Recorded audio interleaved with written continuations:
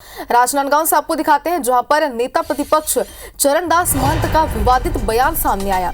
महंत ने भूपेश बघेल को बताया मोदी की लाठी मारने वाला आदमी। राजनांदगांव की सभा में चरणदास महंत ने कहा कि हमें अच्छा लाठी पकड़कर मारने वाला आदमी चाहिए, ये बात उन्होंने कही। आगे कहा कि मोदी के खिलाफ भूपेश बघेल लाठी पकड़ सकते हैं, बाकी हम तो सीधे सीधे लोग हैं, हमें मोदी का सिर फोड़ने वाला आदमी चाहिए, मोदी को तंग कर चीन भेजने वाला आदमी चाहिए, ये बात उन्होंने कही। तो एक बड़ा बयान यहाँ पर दिया। जाहिर सी बात है कि आगे इस पर राजनीतिक बयानबाजियां होंगी और सियासत भी इससे गर्मा चुकी है। तो बड़ी खबर इस वक्त के आपको दिखा रहे हैं, एक बड़ा बयान उन्होंने भूपेश बघेल को लेकर दिया है। उन्होंने कहा कि हम तो सीधे सीधे लोग हैं, ये बात महंत ने कही है। साथ ही उन्होंने भूपेश बघेल पर भी कहा कि हमें मोदी का सिर फोड़ने वाला आदमी चाहिए।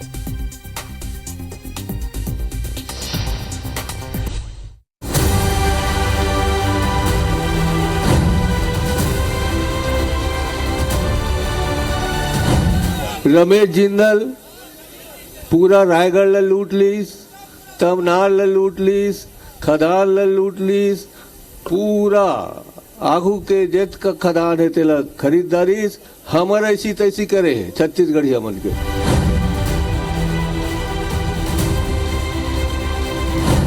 कहे में शर्म नहीं मोला, अब हऊ मत मुंह में चढ़ा के रखे रहे और आखिर में जो करना इसे कर दिस। अब का कर इस तरह नहीं कह सका, बहुत दिन महिला बैठे हैं यहाँ।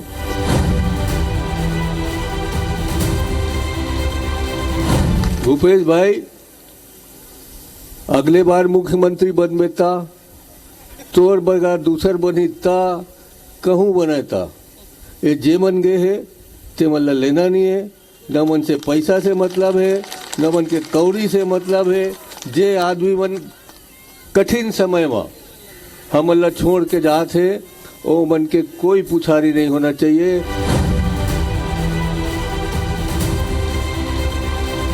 कण कण में भगवान है, मगर हमार राम मंदिर तो राम सन तो हमार प्रेम करने वाला आदमी है, हमार तो जूठा बोझ खाने वाला आदमी है। हमन के आस्था है, हमन के प्रतीक है, और ये मन काय करते वो मन झूठ बोल बोल के ऐसी तैसी करते है रामचंद्र जी के।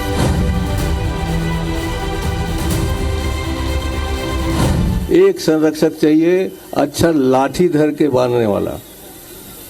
नरेंद्र मोदी के खिलाफ अगर कोई लाठी धर के खड़े हो सकते तो तुम्हारे सांसद खड़े हो सकते।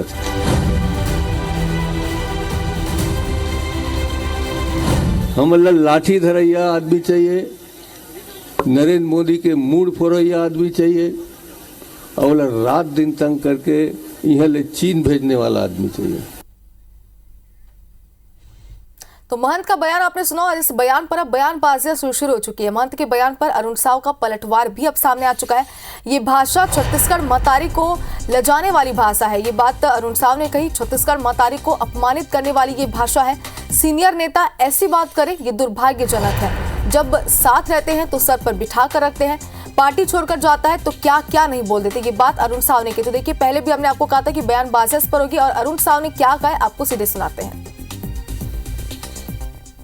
चरणदास महंत जी का जो बयान है, ये जो उनकी भाषा है, ये छत्तीसगढ़ महतारी को लजाने वाली भाषा है, छत्तीसगढ़ को अपमानित करने वाली भाषा है। छत्तीसगढ़ की भाषा में कितनी सौम्यता और कितनी मिठास है, कितना अपनापन है, और छत्तीसगढ़ का कोई नेता इस भाषा में बात करे, ये अत्यंत दुर्भाग्यजनक है। और चलिए, ज्यादा जानकारी के लिए हमारे संवाददाता सौरभ सिंह परिहार हमारे साथ जुड़ चुके हैं। सौरभ, लोकसभा चुनाव जितने ज्यादा नजदीक आते जा रहे हैं उतनी तीखी बयानबाजियां दोनों ही पार्टियों में देखी जा रही है। महंत का बयान भी हमने सुना, अरुण साव ने क्या कुछ कहा ये भी हमने सुना। क्या राजनीतिक मायने उनके बयान के निकाले जा सकते हैं अब आगे?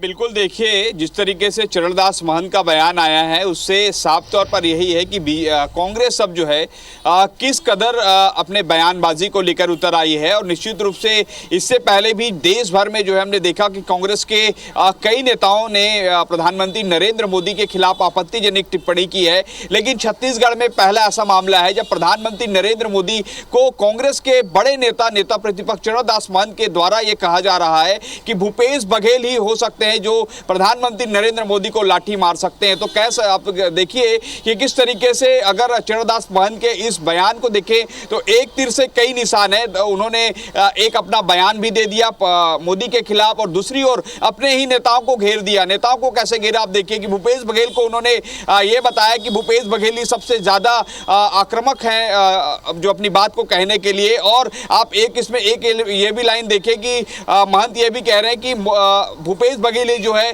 चीन भेज सकते हैं प्रधानमंत्री मोदी को। तो कुल मिलाकर देखिए कि ऐसे बयान जो है कहीं ना कहीं काफी आपत्तिजनक है, जिस पर बीजेपी ने कड़ी प्रतिक्रिया दी है, निंदा की इसकी बीजेपी ने। और कुछ देर पहले नितिन नवीन है जो भाजपा प्रदेश प्रभारी हैं, उन्होंने कहा है कि जो है इस तरीके के बयानों को जनता बहुत सहजता से देखती है, इसमें देखती है, गहनता से देखती है कि आखिर इस तरीके के बयान क्यों दिए जाते हैं। और निश्चित रूप से जब प्रधानमंत्री मोदी के खिलाफ बयान दिया जाता है तो निश्चित रूप से आप देखिए कि आने वाले समय में मोदी भी जो है इन बयानों को बताएंगे किस तरीके से छत्तीसगढ़ के एक नेता द्वारा जो है उनको गाली दी जाती है, उनके खिलाफ आपत्तिजनक टिप्पणी की जाती है। आप देखिए केवल महंत जो है भूपेश बघेल को लेकर ही नहीं कहे, बल्कि दरअसल ये पूरा मामला है राजनांदगांव लोकसभा में कल नामांकन की जो भूपेश बघेल है वो नामांकन का कार्यक्रम था, उसके बाद जो सभा चल रही थी तब महंत ने ये कहा कि भूपेश हम सबको आज एक लाठी पकड़कर मारने वाले व्यक्ति की जरूरत है और ऐसे में वो व्यक्ति नजर आते हैं केवल भूपेश बघेल। उसके बाद उन्होंने देवेंद्र यादव को भी कहा, जो देवेंद्र यादव बिलासपुर लोकसभा से कांग्रेस के प्रत्याशी, उन्होंने कहा कि देवेंद्र यादव भी लाठी उठा सकते हैं। फिर शिव डहरिया ने कहा कि शिव डहरिया को कहा गया कि शिव डहरिया लाठी नहीं उठा सकते लेकिन गाली दे सकते हैं। तो कुल मिलाकर चरणदास महंत अपने ही पार्टी के तमाम जो लोकसभा प्रत्याशी हैं उनको घेरते हुए नजर आ रहे हैं। पहले भी उन्होंने अपने पत्नी जो वहां पे सांसद है ज्योत्सना महंत, उसको लेकर कहा था कि वहां पर कांग्रेस का कोरबा में कांग्रेस का पक्ष जो है ठीक नहीं है। तो कुल मिलाकर आप देखिए कि किस तरीके से कांग्रेस के नेता ही अपनी कमजोरियों को सामने ला रहे हैं और ऐसी आपत्तिजनक बयान दे रहे हैं जिससे कहीं ना कहीं बीजेपी जो उसको पूरी बुनाने की कोशिश करेगी। और आज पूरे मामले की शिकायत भी निर्वाचन आयोग में मुख्य निर्वाचन पदाधिकारी से बीजेपी के तमाम बड़े नेता करने वाले हैं चरणदास महंत के खिलाफ। तो आप देख सकते हैं कि किस तरीके से एक मुद्दे को लेकर अब बीजेपी जो है पूरी तरीके से छत्तीसगढ़ में इस मुद्दे को भुनाने जा रही है और हो सकता है कि मोदी भी जो अपने भाषणों में इस जो आपत्तिजनक बयान है उसका जिक्र करे। आप लेकिन दूसरी ओर जरूर देखिए कि चरणदास महंत के इन बयानों से कांग्रेस के तमाम प्रत्याशियों को नुकसान होता हुआ दिख सकता है, आने वाले समय में नुकसान हो सकता है। कल इससे पहले भी उन्होंने कहा था कि नवीन जिंदल को कहा था कि जूता मारने की जरूरत है ऐसे लोगों की जिन्होंने कांग्रेस पार्टी छोड़ी है। तो कुल मिलाकर आप देखिए कि ऐसे बयानों से क्या कांग्रेस को फायदा होगा। अब आज कह रहे हैं चरणदास महंत की कली का बयान है लेकिन आज आया है कि चरणदास महंत कह रहे हैं कि प्रधानमंत्री मोदी को जूता मारने वाला व्यक्ति चाहिए। तो आप समझ सकते हैं संभवतः इस तरीके का बयान आज तक पूरे भारतीय राजनीति में प्रधानमंत्री मोदी के खिलाफ किसी ने नहीं दिया है, लेकिन महंत ने यह बयान दिया है। तो महंत के इस बयान देने के पीछे कई आशय जो है राजनीति के जानकार जो है वो लगाते हैं। दरअसल भूपेश बघेल निश्चित रूप से अगर उनके गढ़ में ये कहते हैं कि भूपेश बघेल मोदी को जूता मार सकते हैं तो समझ सकते हैं कि वहां की जनता, राजनांदगांव कवर्धा लोकसभा की मतदाता वो क्या समझेंगे कि मोदी को जूता मारना। अर्थात ये बात जरूर आती है कि मोदी के खिलाफ जब कोई भी आपत्तिजनक टिप्पणी आती है तो उसका नुकसान कांग्रेस को झेलना पड़ता है। कांग्रेस के तमाम नेताओं ने इससे पहले भी टिप्पणी की है। इसका खामियाजा आप देखिए कि 2014 और 19 के लोकसभा चुनाव और अन्य विधानसभा चुनाव में देखने को मिला है। साथ ही आप देखिए कि लोकसभा प्रत्याशी हैं भूपेश बघेल, अगर भूपेश बघेल को सीधे तौर पर महंत कह रहे हैं कि आप ही एक ऐसे व्यक्ति हैं जो प्रधानमंत्री नरेंद्र मोदी को लाठी पकड़कर जो है मार सकते हैं, सिर फोड़ सकते हैं। तो कहीं ना कहीं इस तरीके के बयान से वहां राजनांदगांव कवर्धा लोकसभा की जनता वो भी नाराज होगी। वही दूसरी ओर देवेंद्र यादव जो बिलासपुर से है, बिलासपुर लोकसभा के प्रत्याशी, उनको भी कहा गया है। तो आप देखिए कि वहां के भी मतदाता नाराज होंगे। वहीं शिव डहरिया को लेकर कहा गया कि शिव डहरिया डंडा नहीं उठाएंगे, लाठी नहीं उठा लेंगे, लेकिन गाली जरूर देंगे। अर्थात देखिए कि महंत जो है कह रहे हैं मारना भी है और गाली भी देना है। तो किस तरीके के बयानों से समझा जा सकता है कि कांग्रेस के अंदर जो है तमाम जो लोकसभा चुनाव में किस रणनीति के तहत प्रचार प्रसार करना है, कि कौन सी बात को जनता तक रखना है जिससे उनको फायदा मिल सके। लेकिन ये कांग्रेस के रणनीतिकारों के पास अभी फिलहाल नहीं दिखाई दे रहा है। और आज अब दूसरे चरण का नामांकन भी शुरू हो चुका है कल से जो है, उसके बाद भी जो कांग्रेस के अभी तक प्रचार प्रसार में कोई ऐसी ठोस रणनीति नहीं आई है जिसको जनता के सामने वो बात कहे तो जनता जो है उनकी बातों को माने। लेकिन उलट आप देखिए कि उनको नुकसान जरूर होगा जब मोदी को गाली देंगे, मोदी को मारने की बात कहेंगे तो। बिल्कुल सौरभ, जैसा कि आपने कहा, देश के प्रधानमंत्री नरेंद्र मोदी के खिलाफ विवादित बयान तो है ही, लेकिन अगर पूरे इस मामले को समझे तो हाल ही में भूपेश बघेल का भी एक बयान सामने आया था जिसमें उन्होंने कहा था कि पार्टी में कुछ लोग स्लीपर सेल है करके। और अभी महंत का ये बयान कहीं ना कहीं पार्टी की अंतरकला यहाँ पर सामने रही, क्योंकि महंत ने भी जो बयान दिया, जैसे कि आपने भी कहा कि कुछ लोगों को, अपनी पार्टी के लोगों को वो घेरते यहाँ पर नजर आ रहे हैं।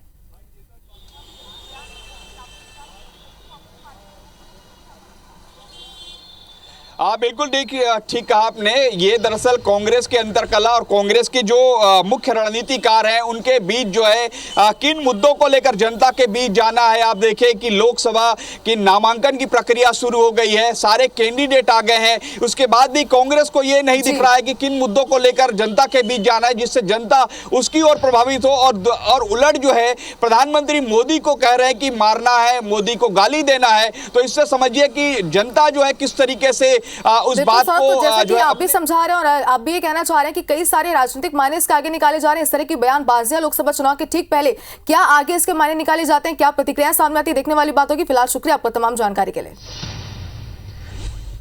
और चलिए एक और बड़ी खबर आपको दिखाते हैं, इसी से जुड़ी हुई। महंत के इस बयान पर नितिन नवीन का पलटवार भी सामने आया। जनता माफ नहीं करेगी, करारा जवाब देगी, ये बात उन्होंने कही। प्रधान सेवक के खिलाफ अभद्र टिप्पणी जनता को मंजूर नहीं है। पीएम को गालियां देने का कांग्रेस पुराना इतिहास है, ये बात नितिन नवीन ने कही है। क्या कुछ कहा, आपको सुनाते हैं। मुद्दे नहीं बचे हैं आपके पास, इसलिए आप इस तरह का मर्यादित बयान देते हो।